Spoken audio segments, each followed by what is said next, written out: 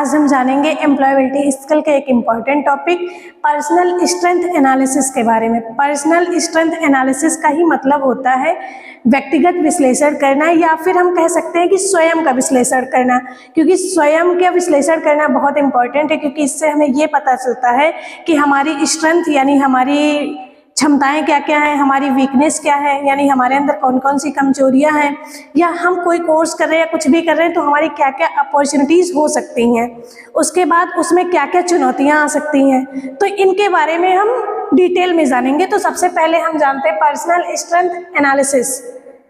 इसमें ये होता है कि स्वयं के स्वयं को ही खंगालना या स्वयं का विश्लेषण करना होता है। तो इसमें सबसे पहले हम स्ट्रेंथ के बारे में जानेंगे।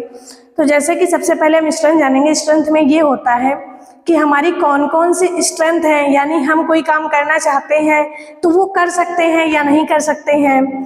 फिर उसमें हमारी क्या क्या वीकनेस हो सकती है, मतलब जैसे कोई बच्चा है वो अगर स्वयं कोई एनालिसिस कर रहा है तो उसे ये पता है कि उसकी हिंदी स्ट्रॉन्ग सब्जेक्ट है तो उस पर उसे कम मेहनत करनी पड़ेगी।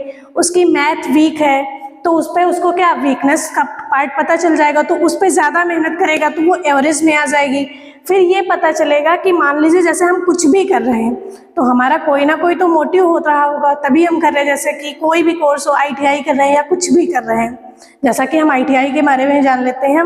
अगर कोई किसी के कहने से भी ITI कर रहा है तो उसका कोई ना कोई मोटिव तो पहले से ही डिसाइड करके रखा होगा कि ITI करने के बाद हमें ALP बनना है, टेक्नीशियन बनना है, या फिर हमें कुछ और करना है।